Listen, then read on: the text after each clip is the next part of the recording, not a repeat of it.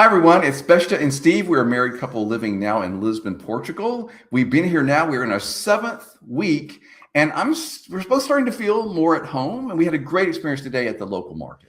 Yeah, we're trying to get more involved with the neighborhood and participate in the culture here.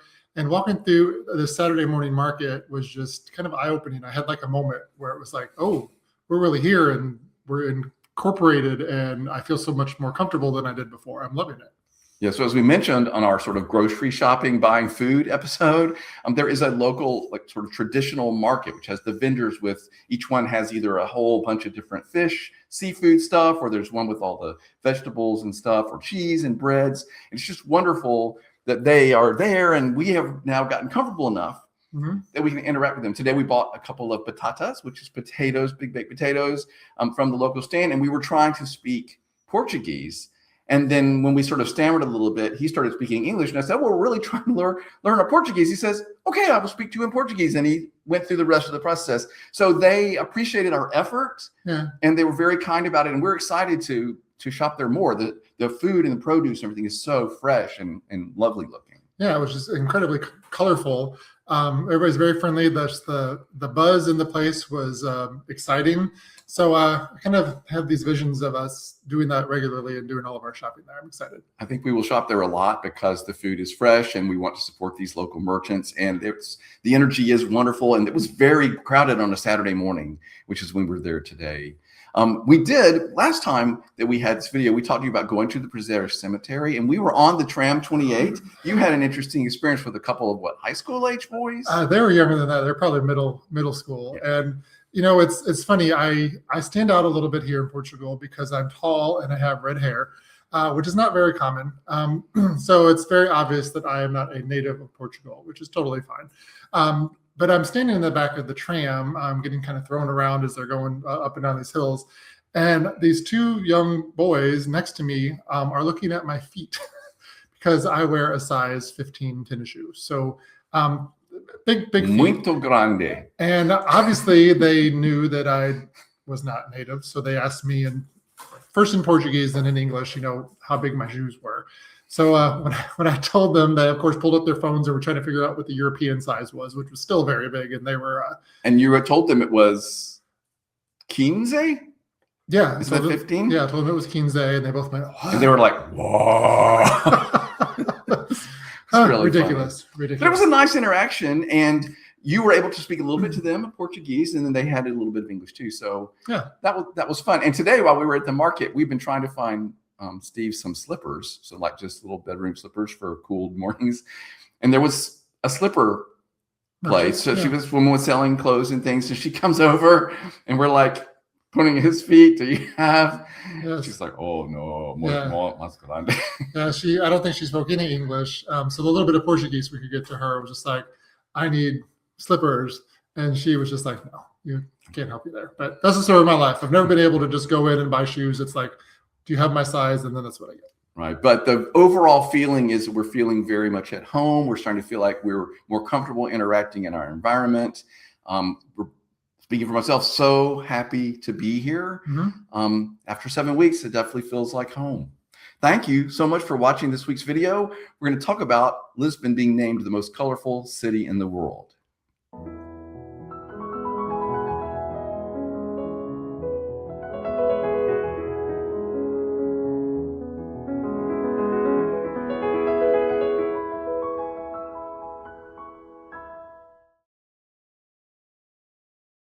So thank you so much for watching. We learned this week that Lisbon, Portugal, was named the world's most colorful city.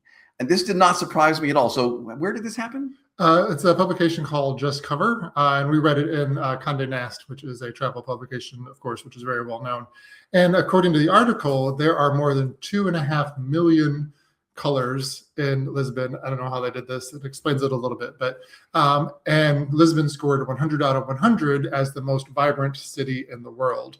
Porto, to our north, was ranked number 3, which we need to check out too. So we have often talked about how colorful and art, there's just art everywhere. I say this all the time when people talk about Lisbon and Portugal. There's just art everywhere. And Lisbon has all these colors everywhere you look. So most of the buildings are painted some sort of pastel color. You can see here, this is our neighborhood, and you can see we're the sort of tan yellow building of this row of pinks and reds and all these shades. And there's other colors around our neighborhood of all these beautiful pastel blues and greens, and sort of just take it for granted as you're walking around the neighborhood how beautiful everything is.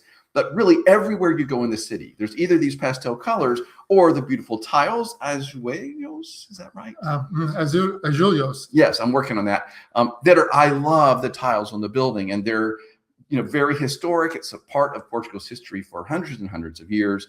And I just love, you can see there's whole buildings with this facade on the side is these beautiful tiles, just absolutely gorgeous. So you mix that along with the sidewalks that have art everywhere you go.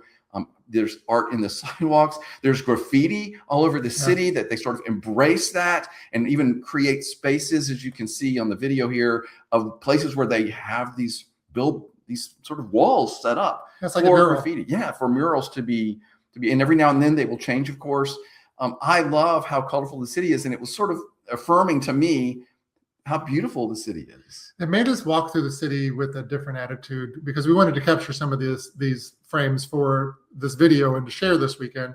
And it made me look at the city in a completely different way. I mean, I'm always amazed by how much, it's like sensory overload. There's a whole lot to take in between shops and people and pastries and hustle and bustle and now colors.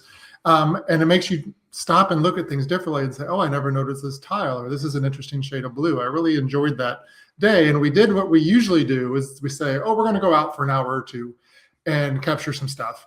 And then it's like 5 hours later, we're like, why are we so tired? Oh, we're dehydrated, and it's 5 hours later. So we came home. But it's wonderful. And I have to tell you, I love that I'm becoming familiar enough with my city now that I sort of can, my senses and my experience slows down, and I'm starting to notice all kinds of things. We'll walk down the same street we've walked many, many times. You know how this is when you go to places all the times and you start to notice, oh, look at that little detail, and oh, look at the tile inside this building. It's so beautiful. Of course, we were out looking for colors and tiles and things, so I noticed that, of course, all the more than normal. So it's wonderful to do that. See more of the colors of Lisbon in a video here at Besta and Steve on YouTube. There's a link notated in this video's description. So believe it or not, everybody, we made a trip to the US Consulate here in Lisbon. Yes, we did. So I had to get a notarized signature for some documentation from the US. And of course, the banker I was working with was like, oh, just go to a notary. I'm like, oh, I'm in Portugal. I don't know how this works.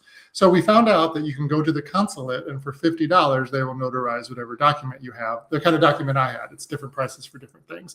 So we were fortunate enough to be able to get an appointment. I think it's only on Tuesdays that they do it. At least that's what I saw. And the appointment was like at 10 o'clock in the morning. We got there early to make sure we could get through security and all the stuff. And we were done by 10 o'clock in the morning. So it went really fast for us. Yeah, and if I'm correct, as U.S. citizens in Portugal, we had to go to the U.S. Consulate to get a notary. We could not just go to a local place. No, because you needed a U.S. notary seal on the document, which we were able to get there. So and of course, the gentleman who helped us, our notary, was very, very friendly, kind of walked us through what we needed. It was really a simple process, but it's overwhelming to have to go through all of that. It's like going through airport security to get a stamp. Yeah, we really did. It was very intense, but it's understandable. Yeah. The other thing we did this week was we started working specifically on our healthcare. We've been working on that on and off with health insurance, healthcare. We met with a doctor here in Portugal this week to get our, you have to go to a Portuguese doctor to get your prescriptions sent to the pharmacy or sent to you for the pharmacy in Portuguese. You have to go through that process. We're going to do a whole episode about healthcare and about the system here and health insurance and all that stuff. But we did start working on that. And of course, everyone was very kind and lovely. Yes, and we've gotten some questions here on YouTube about how healthcare works. And I did reply to some of those saying we're figuring it out. And when we kind of have a better grasp, we will let you know. So that is coming. But we did, like you said, we do have our prescriptions taken care of. We should have them very soon. And then we'll go into the next phase because we're not yet on the national healthcare plan. Right. We're still waiting to have our IMA appointment where we get our official residence card, and then we get all that stuff is still to come. So we're a little bit still in an interim. We're allowed to be here. We're living here full time, but we're still waiting for that piece of the puzzle. We'll explain all that more in a future episode of these. Let us know if you have ideas for other things you want us to talk about. This week's video of our adventures was when we went to the Moorish Castle. I love a good castle, and I could spend days in one if I was allowed to. So the Moorish Castle is this historic castle on top of the hill in Sintra, which we love going to. And we were able to climb all the way to the top. It's, 1,500 feet up in the air, way up there, looking down over everything. And we had a chance to not only explore it, but learn some of the history behind it, why it's there, how it had been rebuilt, how it's been preserved. And one of my favorite, I think it's my favorite place we've been to so far. It's pretty spectacular. So that video is available on the Besta and Steve YouTube channel. Hope that you'll check that out. And if you think it's really interesting, share it with somebody that you think would also like it. And of course, we hope you'll subscribe. We're heading off tomorrow on an adventure. We're renting a car and driving to São Martinho do Porto, which is a lovely little small city. And we're going to be telling you all about that in the future. Yes, and I did learn that if you have a valid U.S. driver's license, you can, of course, rent a car here. If anything crazy happens, we'll let you know. But it should be smooth. You just have to have your passport. And we're going to be gone for 2 days, I think, and just see some of the countryside and make some fun stops along the way. So first time driving in Portugal, we'll see what it's like. I'm sure it won't be that different from everywhere else. Yeah, and I get asked all the time, do they drive on the right side or the left side? It's just like in the United States, drive on the right-hand side. So it should be very familiar territory. Well, we're looking forward to that. Thank you so much for watching. Look, go online, look for more pictures of Lisbon, see how colorful it is. And we hope that you'll come visit sometime and see the city for yourself, because it is just an absolutely beautiful place to be. I feel really lucky to be here. I feel lucky as well. And remember, follow us on Facebook and Instagram and all the places, and we'll keep you up to date on what we have going on here.